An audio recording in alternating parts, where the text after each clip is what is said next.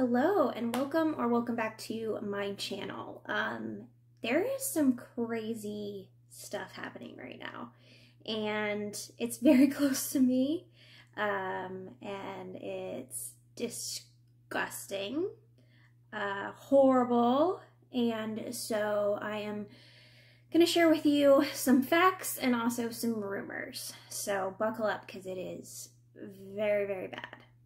Okay, so I grew up in small town Kansas. I know small towns. I know very, very small towns, Midwest small towns, and this makes the Midwest look horrible.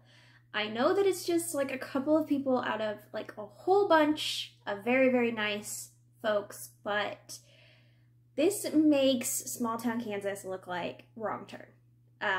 And small town Missouri, because this has happened in Missouri, look like just horrible, like rednecks, and what the heck is happening in Missouri? Like, what is happening with you guys? Are you okay? Whew. All right, so let's get started. So this is Cassidy Rainwater. She is 33, and this happened in Dallas County, Missouri, which is about 3 hours, give or take, from Kansas City, where I am at.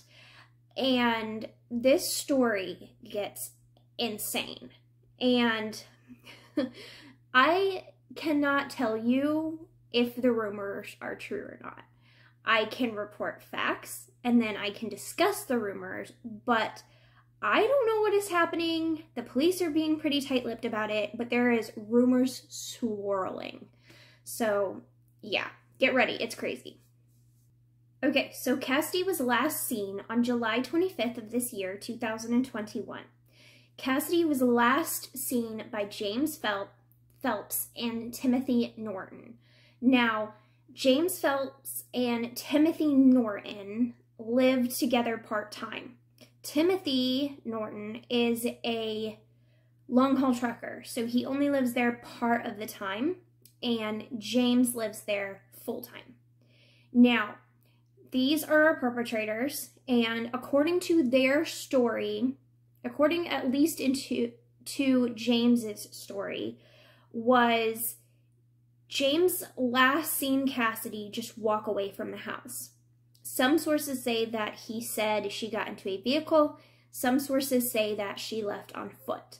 But according to his story and their story, Cassidy just walked away and they haven't seen her since. Cassidy was living or staying at the house to get back on her feet, according to these perpetrators. A couple days before July 25th, Timothy called James to the house to help restrain Cassidy. Now, this sounds like she was putting up a fight, and they basically restrained her. On August 25th, Cassidy was officially reported missing by a family member. So this is when the hunt for Cassidy started. September 16th, the FBI received a tip that there was a caged up woman on the property, on Timothy Norton and James Phelps' property. She was half naked, and that they were taking pictures of her being restrained in this cage. There is proof that there was photos of such things on the phone. The cops have said they have found pictures of Cassidy in a cage, partially naked. So that is completely true. September 19th, the police interview Timothy Norton.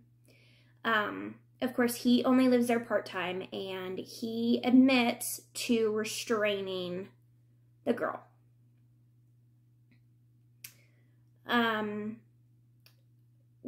Basically, that's what we have. We're waiting for DNA, which will take 30 days. And the police said that we are waiting on DNA. Phelps is 58, Norton is 56. They remain in jail with no bond. They still have not found Cassidy Rainwater or any of her belongings. And Phelps has court on October 5th, which is tomorrow, as of this recording. So we're going to find out a lot more as the days go, but those are all the facts I have. Now, we can talk about the rumors and things I think are leading to what was found, but those are the only facts in this case. There was a article put out that addressed a lot of rumors. I don't know if they're facts. I can't say. They weren't in any other sources. So I am just counting them as rumors at this point. The first thing I want to address is that police did say they're waiting on DNA. This, to me, alludes that they found some kind of remains because they're trying to get this DNA to match either Cassidy or someone else. There is some rumors online that the family is prepared that their loved one is deceased, but there's really nothing that's going to say that until we get the DNA back. This happened close to Windyville, Missouri, and locals call it Spookyville. They allegedly say that it's haunted, so that's just a little bit of an information that I found that was kind of interesting.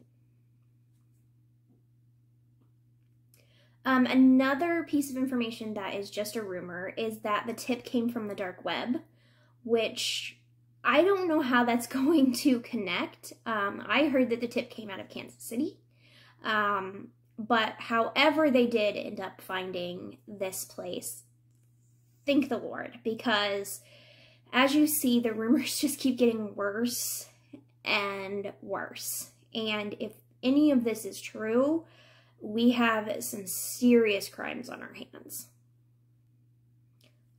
So the first big rumor I heard is that when the cops came in, the man that was present in the house was allegedly eating a sandwich made of human remains. Now, there has been a lot of speculation that this is cannibalism. I don't know where those rumors are coming from, if they're substantiated, but every time I research this case or these guys, it comes up as being connected to cannibalism. There is web sleuths online that are just like, this is insane. There was reportedly lots of human remains found on the property, that they were in Ziploc baggies or that they were sealed. There is rumors that there's up to 13 sets of remains on this property and that some of them had probably been missing for decades. A sandwich that was made by this guy was possibly fed to his neighbor, and that could have been human remains. There is rumors that there was vacuum-sealed bags full of human remains in the freezer and that they were detailed and labeled that they were human remains. Now, with Norton being a long-haul trucker and going from state to state, there's a lot of rumors that he may have transported victims. There was supposedly remains in one of the trucks on the property, but like I said, this is just all rumors, so we don't have those details that we need to piece it together yet. However you see this, these two guys were working together. He obviously knew that he had Cassidy there and he was holding her, and these two could have been working together in a lot more cases. The tidbit about this case that I find is the most fascinating is the fact that we could be dealing with a serial killer or serial killers. There has been a lot of talk that there is a van on the property that could match back to the Springfield 3, which is a case of 3 missing women from Springfield, Missouri. And there was no clues in this case. They pretty much just vanished. And it's a big case. Bailey Syrian just covered it. If you want to head over there, I may cover it at some point. But right now, we're kind of in the depths of trying to figure out a lot of this stuff. So that's extremely interesting. There was also another woman that went missing, Echo Lloyd, from Edwards, Missouri. It's about an hour and a half away from the site. She vanished, so people believe that she may be connected as well. People are basically looting the property at this point.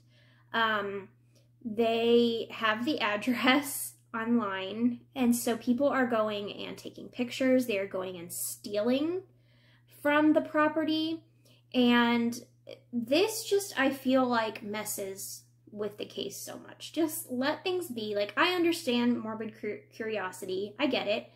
But there's also might be more evidence. And so going in and looting, I'm sure the police have gotten pretty much everything they need. But still, don't go in and loot the property. Don't take bad juju away from this property either, because there are some bad things that happened there. And yeah, you don't want that juju on your hands. Another interesting case that got brought up about this was that Cassidy Rainwater's mother, her name is Tracy Wawasak, she was found murdered in 2008, and there has been no leads in her case either. They did find her remains, but there has been no leads on who it was. So could that be traced back to these two men? Rumors are swirling that a lot of missing people, a lot of murdered individuals could be leading back to them. And if all the rumors are true, you have cannibalistic kidnappers and murderers on your hands. They could have been holding Cassidy for a very, very long time. They could be holding other women. I mean, if they have cages on their property, that could point to pretty skilled murderers and kidnappers. So, Missouri, let's follow this case. I'm baffled that this has happened so close. This is stuff you hear about on TV, and this is going to blow up. Tomorrow's court hearing is going to be big. Hopefully we get more information about Cassidy and about these two men. And let's just follow this case because it's going to be really, really crazy. So, Missouri, are you okay? Are you all right, friends? Because, whew, I'm not all right. I'm not all right thinking that there has been 2 cannibalistic murders in our state. Whew, crazy. At the very, very least, we have proof that they held Cassidy against her will. So these are 2 very, very bad men. And the rumors are true. This is going to be insane. All right, guys. I will have more updates as this case develops. I'm still following a couple other cases to update you on. There's not a lot going on in those cases, so yeah. I guess I will see you guys later. Don't eat people. Don't do that. All right, bye.